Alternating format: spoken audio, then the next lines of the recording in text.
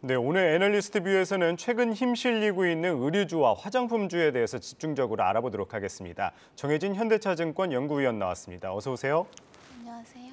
네, 이 중국의 경제 도시죠. 이 상하이 코로나19 확산으로 전면 봉쇄됐다가 이 2달여 만에 해제가 됐습니다. 여기에다가 정부가 오는 8일부터 이 인천공항의 항공 규제 또 해제하기로 했는데요.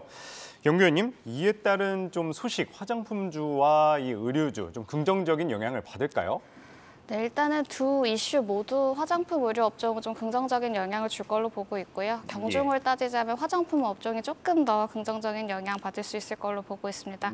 그 두 가지 이슈를 좀 나눠서 보시면 좋을 것 같은데, 먼저 이제 봉쇄 해제 같은 경우는 사실 이제 락다운이 되면서 화장품 업종 주가 크게 하락했었고, 그 이유는 이제 크게 두 가지. 먼저 첫 번째로는 주요 업체들이 대부분 이제 상해 판매 시설이라던가 생산 시설을 가지고 있기 때문에 직접적으로 어떤 단기적 영업의 타격은 불가피했다. 그래서 실적 부진이 예상이 된다. 이런 포인트가 있었고요. 또 두 번째로는 상해 이외의 주요 도시에서도 락다운이라던가 어떤 방역 강화가 있었기 때문에 현지 시장의 소비가 전반적으로 둔화될 수 있다. 이런 우려가 좀 확대됐었는데 이런 부분이 이제 락다운이 해제되면서 좀 완화될 수 있을 걸로 보고 있습니다. 의류도 좀 긍정적인 영향이 있을 걸로 보이는데요. F&F 같이 작년에 이제 중국 실적 성장을 통해서 주가 상승이 크게 있었던 업체들은 좀 주요 도시 락다운이 되면서 같이 주가 조정을 받았었는데 이런 부분도 좀 해소가 될 수 있을 걸로 봅니다. 그리고 이제 말씀해주신 항공 규제 완화 같은 경우는 사실상 이제 내국인 면세 매출을 끌어올릴 수 있는 요소가 되는데 화장품 업체는 대부분 따이공이라던가 중국 관광객 의존도가 굉장히 높은 면세 매출을 가지고 있기 때문에 단기적으로 실적이 크게 올라온다기보다는 조금 투자 심리 개선으로 보시는 게 좋을 것 같고, 의류 업종 중에서는 실제로 아웃바운드 회복 시에 여행 카테고리를 가진 업체들이 있기 때문에 좀 실적 강세일 있을 수 있다. 이렇게 보고 있습니다. 네, 최근 이 글로벌 시장의 핵심 이슈죠. 이 높은 수준의 인플레이션 지속되고 있는데요. 이 원가 상승이나 물가 상승에 따른 소비 위축 어떻게 보면 불가피할 것 같은데, 이 소비 위축 어떻게 보면 이제 이 의류주나 화장품주에 좀 부담스럽게 작용할 수밖에 없겠죠. 네네. 말씀하신 것처럼 작용할 가능성을 무시할 수 없다. 사실 인플레이션에 따른 소비 위축은 올해 소비재 업종에 투자하실 때는 항상 염두에 두셔야 될 부분으로 저희가 보고 있고요. 인플레이션이라던가 어떤 소비자 제품 가격의 인상은 사실상 소비자들의 가처분 소득을 실질적으로 감소시키는 효과가 있기 때문에 좀 소비 둔화가 우려가 되고, 그런 부분에 있어서 업종이라던가 업태별로 어떤 업체들이 좀 유리할지 불리할지 이런 걸 같이 검토해 보실 필요가 있을 것 같은데요. 업태별로 봤을 때는 브랜드 업체 같은 경우는 원가 상승 부담에 글로벌 어떤 공급망 이슈까지 더해져서 사실상 제품 가격 인상이 불가피한 상황입니다. 그런데 상대적으로 소비자에게 좀 가격 전가가 수월한 브랜드력이 강한 업체는 마진 스퀴즈가 되지 않겠지만, 좀 이제 세컨드 티어라든가 서드 티어 정도의 브랜드를 가진 업체들은 가격 전가력이 그렇게 높지 않기 때문에 이렇게 인플레이션의 급격한 상승 구간에서 좀 상대적으로 수익성 측면에서 불리하겠다, 이렇게 말씀을 드리고 있고요. 생산업체 같은 경우는 의류 OEM과 화장품 ODM이 조금 다른 양상을 보이는데, 화장품 ODM 업체들 같은 경우는 원가 가격 전가가 가격에 이제 상승한 부분을 전가하는 게 상대적으로 수월하지는 않았습니다. 1분기 때 실적 부진했던 요인도 사실 이제 신제품이 나온다던가 기존 제품 리뉴얼이 있을 때만 제품 가격 전가 가능하기 때문에 조금 더 이제 점진적으로 실적 개선이 좀 예상이 된다라고 하면은, 의류 OEM 같은 경우는 원래도 그 약간 단순하게 이제 사업 구조를 말씀드리면 시가로 원재료가를 받아서 공인만 붙여서 파는 구조이기 때문에 상대적으로 원가 상승 부담에 영향이 크지 않다. 그래서 이런 실적에 좀 상대적으로 안정적으로 확보할 수 있는 트렌드는 당분간 지속된다. 이렇게 보고 있습니다. 네, 최근에 좀 백화점 가보니까 사람들이 진짜 많더라고요.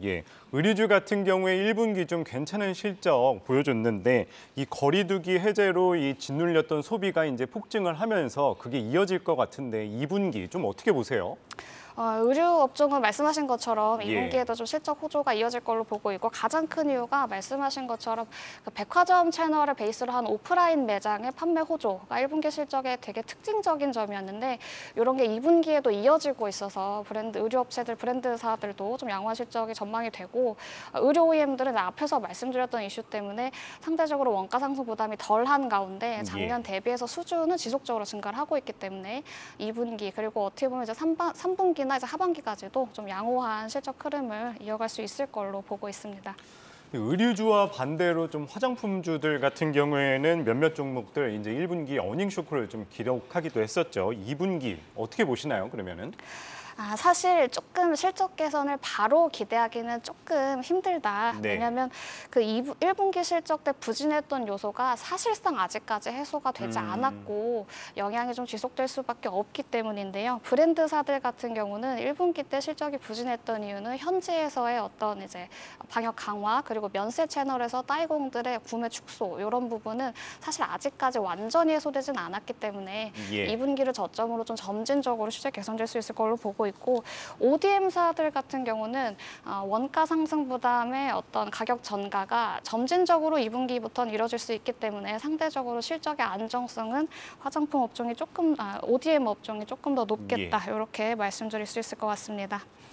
이 의류주와 화장품주에 대해서 알아봤는데 이 본격적인 리오프닝 효과 좀 기대할 것으로 봤었는데 이 주가 같은 경우는 조금 엇갈리고 있더라고요. 어느 쪽에 조금 더 관심을 가져야 하나요?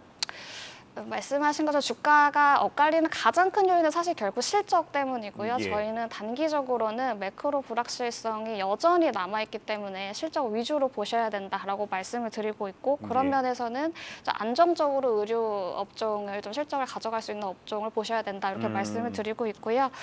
그중에서도 좀 밸류에이션 부담이 낮은 업체 위주로 보시면 좋겠다. 의류 같은 경우는 저희가 종목을 말씀드릴 때는 앞서 말씀드린 것처럼 인플레이션 영향에서 상대적으로 좀 방어가 될 수 있고 지속적으로 수저 성장이 나오고 있는 OEM 업체 중에서 밸류에이션 부담이 낮은 영업무역 토픽으로 말씀을 드리고 있고 앞서 이제 항공 규제 완화 얘기해 주셨는데 아웃바운드가 풀렸을 때는 당연히 이제 여행 카테고리 가진 업체들이 실적 강세가 있을 수밖에 없기 때문에 관련 업체로 SJ그룹 말씀드리고 있고요.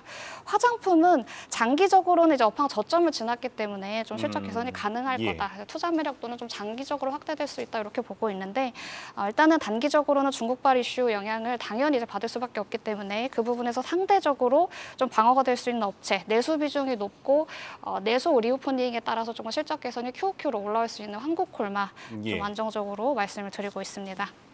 네, 오늘 애널리스트 뷰 이 의류주와 화장품주에 대해서 알아봤습니다. 정혜진 현대차증권 연구위원이었습니다. 말씀 고맙습니다. 감사합니다.